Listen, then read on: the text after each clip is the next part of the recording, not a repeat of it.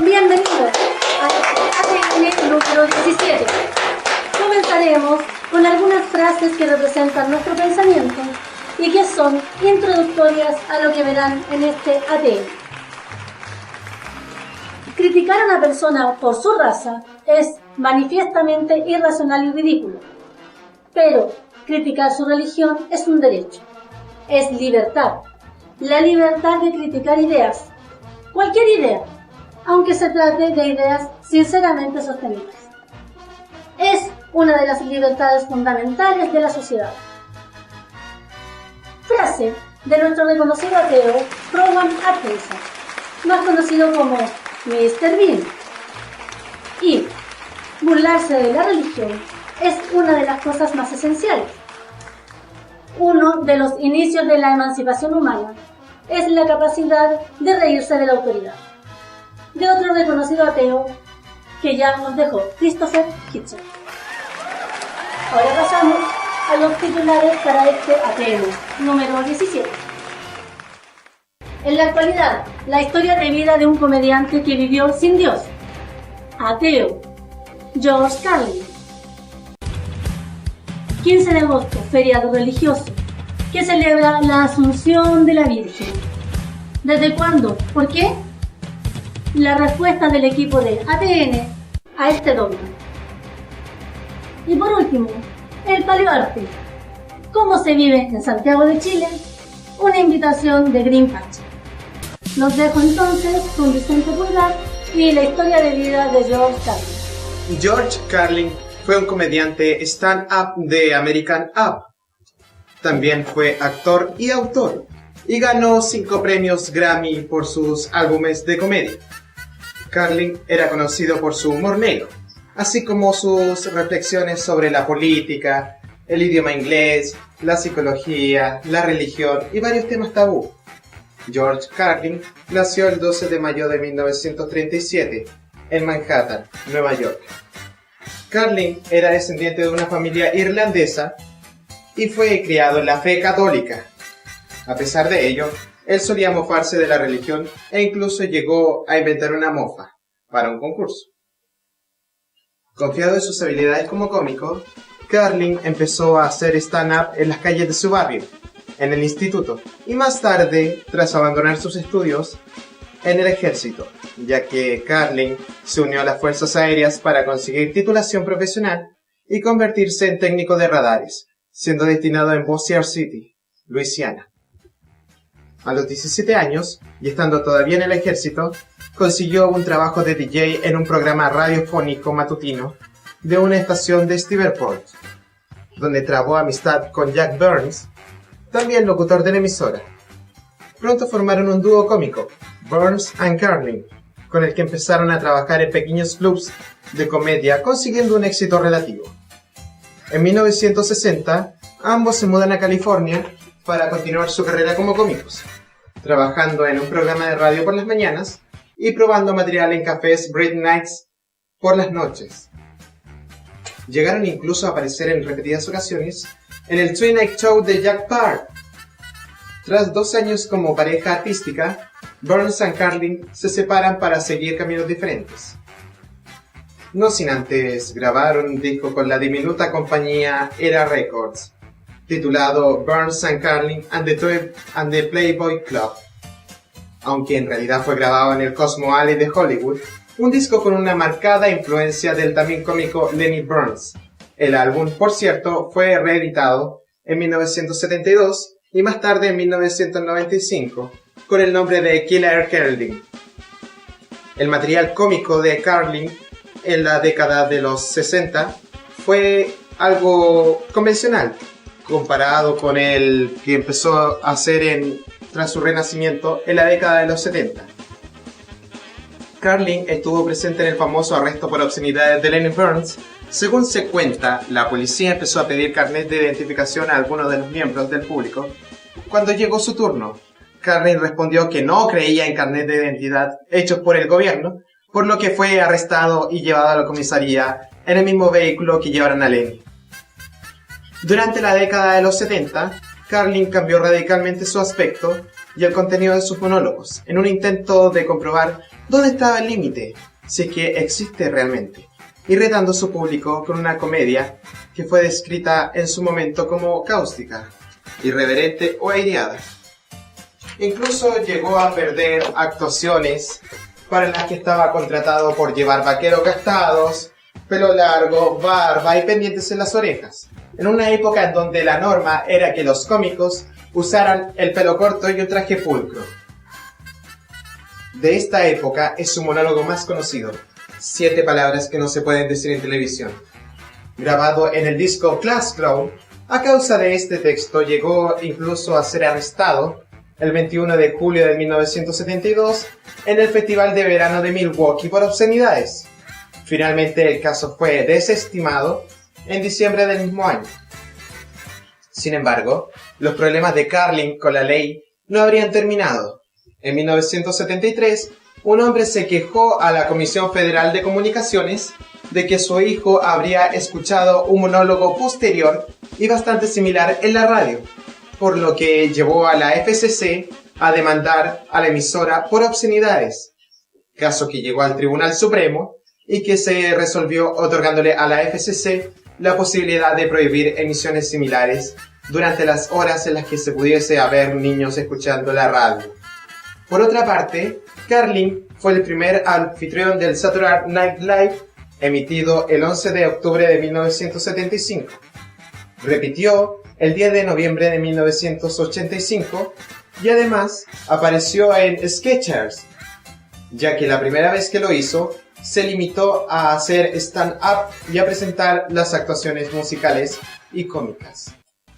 En 1976, cuando estaba en lo más alto de su carrera, Carlin dejó de actuar sin dar explicación alguna y durante los siguientes 5 años se limitó a grabar especiales de la HBO.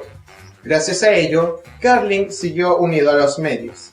Más tarde se supo que la verdadera razón de su retiro fue el haber sufrido un ataque al corazón. En 1981, Carlin regresa a los escenarios con el disco A Place to My Stuff y vuelve a grabar un especial para la HBO, Carlin and the Carnegie Hall. A partir de ese momento, Carlin grabaría un especial televisivo casi cada año, y sus discos serían las grabaciones de estos especiales. La carrera interpretativa de Carlin recibe un espaldarazo con el papel secundario que le ofrecen en la película Increíble Suerte, con Bette Midler y Shelley Long, pero no sería hasta que interpretase a Rufus en las alucinantes aventuras de Bill y Ted que conseguiría renovar su fama como cómico, sobre todo y curiosamente entre los adolescentes de todo el mundo. En 1991 puso la voz en la versión estadounidense del programa para niños Thomas the Tank Engine and Friends y consiguió el papel de Mr. Conductor en el programa para niños Shining Time Station. También este año Carlin consiguió un papel en la película El Príncipe de las Mareas. En 1993 protagonizó su propia serie de televisión, The George Carlin Show, en la que interpretaba al taxista de New York, George O'Reilly. La serie duró 27 episodios. En 1999 Carlin aparece en la película The Gates Nick Dogma como el cardenal Ignatius Blitz, lo que inicia su relación profesional con el joven director que continúa con un cameo en Jay y Bob el silencioso contraataca. Y más tarde en Jersey Girl, como Bart Trinky, padre del personaje Oliver Tinky. Aunque su carrera como autor estaba a punto de comenzar, Carlin nunca abandonó el stand-up, alegando de que tal vez muchos de sus compañeros lo usaran como trampolín para hacer cine o películas. Pero él tenía un compromiso consigo mismo y con sus ideas. Tras haber grabado 25 discos, 14 especiales de la HBO, publicado 5 libros, haber participado en varias películas, y protagonizado su propia serie de televisión. Carlin murió el 22 de junio del 2008 a causa de un fallo cardíaco. Carlin en 2008 obtuvo el Annual Mark Twain Prize for American Humor por el Centro Kennedy el 10 de noviembre, unos días después de su fallecimiento. A continuación, quiero dejarlos con una de las mejores rutinas de George Carlin y por mientras sigue mi compañera Araceli. Because I gotta tell you the truth, folks. I gotta tell you the truth. When it comes to bullshit, big time, major league bullshit, you have to stand in awe of the all-time champion of false promises and exaggerated claims, religion. No contest. No contest. Religion easily has the greatest bullshit story ever told. Think about it. Religion has actually convinced people that there's an invisible man living in the sky who watches everything you do every minute of every day. And the invisible man has a special list of 10 things he does not want you to do. And if you do any of these 10 things, he has a special place full of fire and smoke and burning and torture and anguish where he will send you to live and suffer and burn and choke and scream and cry forever and ever till the end of time. But he loves you.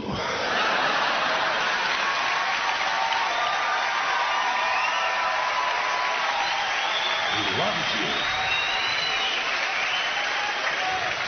He loves you and he needs money. He always needs money. He's all powerful, all perfect, all knowing, and all wise. Somehow, just can't handle money. Religion takes in billions of dollars. They pay no taxes, and they always need a little more. Now, you talk about a good bullshit story. Holy shit.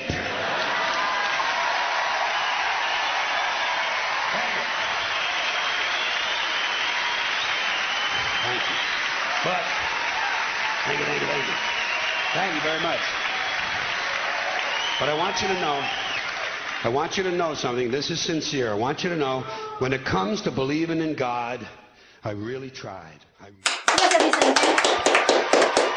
15 de agosto, feriado religioso, que celebra la Asunción de la Virgen. ¿Desde cuándo y por qué?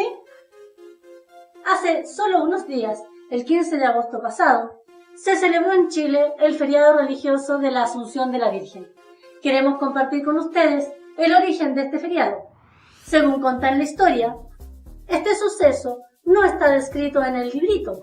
Es más, ni siquiera estaba en la iglesia inicial. Este es un dogma como tal por la Iglesia Católica Romana desde el 1 de noviembre de 1950, por el Papa Pío XII.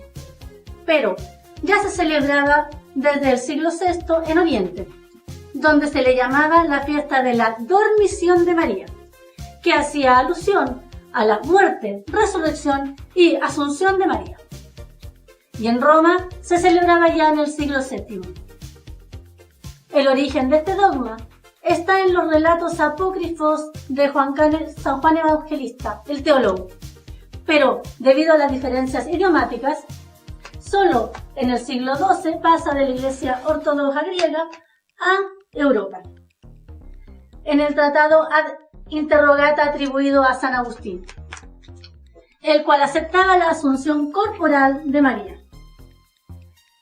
Pío V en el siglo XVI lo incluye al reformar el Breviario, aceptando la asunción corporal de María.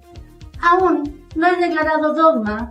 En 1849, algunos obispos solicitan al Vaticano que lo declare como una doctrina de fe, pero solo en 1946, cuando el Papa Pío XII consulta al episcopado y este casi unánimemente vota que se declare dogma, este se hace oficial al 1 de noviembre de 1950, con la bula Munificentesum Deus, cuyo único respaldo son los testimonios de los fieles, creencias de los fieles, testimonios de los padres y doctores de la Iglesia y el consenso de los obispos.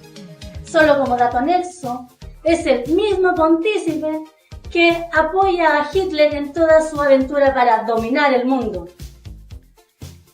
Ya era feriado en Chile desde que éramos colonia española, siendo modificados algunos en el boletín de decretos del gobierno durante el gobierno del director supremo Ramón Freire y del ministro Francisco Antonio Pinto.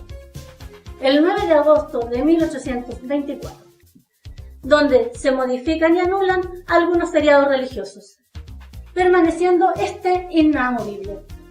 Para realizar esta modificación, la reducción del número de feriados religiosos debió pedírsele permiso a los jefes supremos y pontífices de la Iglesia Católica, quien lo autoriza para hacer esta reducción con fecha 7 de agosto de 1824.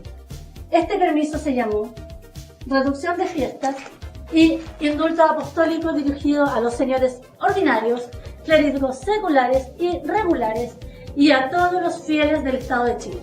Posteriormente, durante el gobierno de Ramón Barros Luco, el 28 de enero de 1915, siendo ministro del Interior Pedro Montenegro, se promulga la Ley 2977, que declara feriado los siguientes días: todos los domingos del año, 1 de enero, 1 y 21 de mayo, 29 de junio, 15 de agosto, 18 y 19 de septiembre, 1 de noviembre, 8 y 25 de diciembre, y las fiestas móviles de la Asunción del Señor, Corpus Christi, Viernes y Sábado Santo. Como pueden ver, esta es solo una fiesta inventada por la tradición, sin ningún relato evangélico que lo respalde. Y no es que creamos en el librito, pero si ni siquiera está en el librito, es aún más falso que los otros cuentos. Dada la irregularidad de esta festividad, compartiremos con ustedes la respuesta del equipo de ATN a esta festividad. Video grabado el día 3 de agosto, que, según la información que recibimos, corresponde al Día Internacional Sin Religiones. Pasamos a ver el video.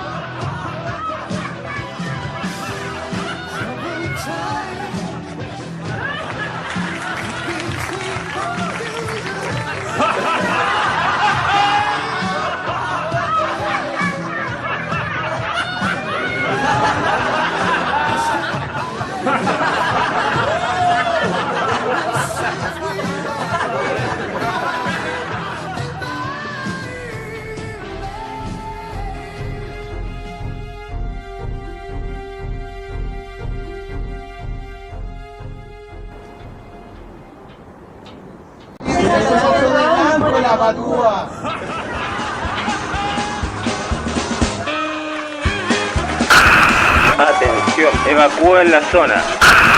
Atención, repliegue de tropas. Repito, replegar, replegar.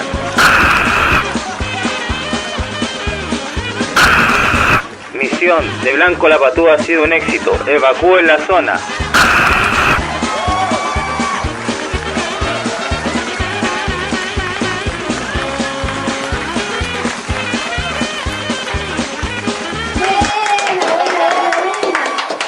¿Te gustó el video? Excelente. ¿Te acuerdas ese día? Oh, sí, los nervios de punta. Habían como 10 creyentes allá arriba en la Virgen y tuvimos que esperar a que quedara un pelagato para gritar y de Blanco la Patúa y salir a arrancar. Y el frío, tenía Horrible. pero congelado. Toda una operación comando. Muchas veces. Sí. Fue divertido ese día bastante. Hacía mucho frío. Muy buen día. Practicar, como practicamos ahí. Sí, como a estuvimos. lo más comando. Bueno, y continuando con la nota de hoy, viene una nota de exponentes del paleoarte en Chile y la invitación a su próximo evento. Y ahora los dejo con el video del paleoarte.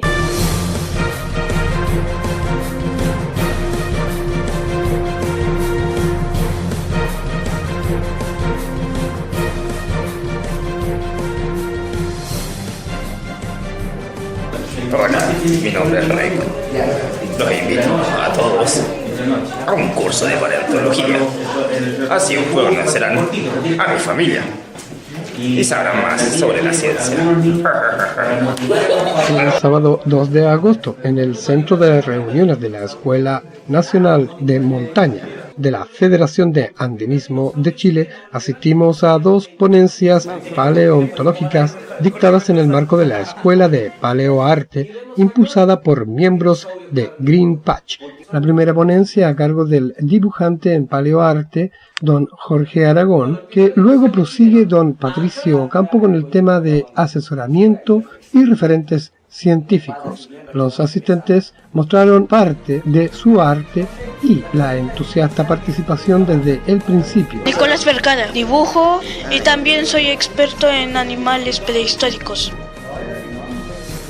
¿Usted lo estaba reconstruyendo? Sí, Luis Vergara, socio y alumno de Green Patch. ¿Cuánto tiempo le llevó realizar esa obra?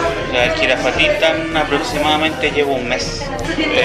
Hay que dedicarse para tratar de que lo quede más armónico y más preciso de acuerdo a los papers. A partir de 1973, cuando las mineras perjudicaron los sitios como el de Pajonales, donde se encontraron patas de un saurópodo. En la localidad del Cerro La Isla también fueron encontrados restos, como en la tercera región, donde en 1994 aparecen los primeros restos de un dinosaurio, y hacia el sur, en Aysén, desenterraron los restos de un terópodo de cerca de 5 metros. Estamos con otro conocido amigo. Jorge Luis Aragón. Jorge, ¿cómo te acercaste a Green Patch? Investigando y conocí un grupo de gente que trabajaba en paleontología del Museo de Historia Natural y ellos me dijeron que viniera para acá. ¿Hace cuánto que estás en el paleoarte? No, prácticamente ya casi toda la vida. De 42 años que tengo 25 años metido en el paleo. ¿Quiénes te asesoran normalmente? Es un biólogo de la Universidad de Chile que se llama Roberto Díaz. ¿Dónde podemos ver tu trabajo? En la página Jorge Aragón, Animales Prehistóricos de Chile. Excelente, dedicado específicamente a Chile. Y también está el Paleoarte Aragón en YouTube. Perfecto, ya. Para aquellos que nos gusta la prehistoria sobre todo, ya tenemos 2 lugares donde buscar a nuestro amigo aquí, Jorge Aragón. Muchas gracias, ¿cierto? Con un amigo, nuestro amigo se llama... Gabriel. ¿Qué apellido? Gabriel Díaz. Gabriel Díaz. ¿Qué edad tienes, Gabriel? Tengo 17. ¿Estás estudiando todavía? En tercero medio. Es de un Masecasaurus. ¿Cuánto tiempo te llevó a hacerlo? Menos de 3 días por ahí. 3 o 4 Wow, días. buen trabajo. ¿Hace cuánto que te dedicas al paleoarte? A este tipo de paleoarte desde el 2010 que lo hago y desde chico, los 3 años que comencé dibujando. Yo soy parte de otra agrupación, pero estoy siempre interactuando con otras personas. Eso, con personas como Patricio, que es de Green Patch, estoy interactuando harto porque él me asesora varias de las cosas que hago. Ya. Tengo entendido que con esto del paleoarte has tenido experiencias muy enriquecedoras. Cuéntame. Sí. A ver, por ejemplo, una de las cosas más grandes que he hecho ha sido Anacleto, que es un tiranosaurio de 4 metros de largo. Con él fui a Estados Unidos. Y de hecho ahí aparecen algunas noticias y algunas cosas. ¿Y estuviste cuántos días allá? Tuve una semana. Estuve una semana y fue los últimos 2 días una feria de ciencias gigante que se llama Maker Fair, que trataba de inventos. Y entonces ahí me llamaron y me invitaron. ¿Cuánto tiempo te llevó? Anacleto fue casi un año. ¿Ahí también tuviste apoyo de Green Patch? O sea, no, de mi familia. No, porque ese era un grupo familiar y después con el tiempo, con el Pato me estuvo asesorando.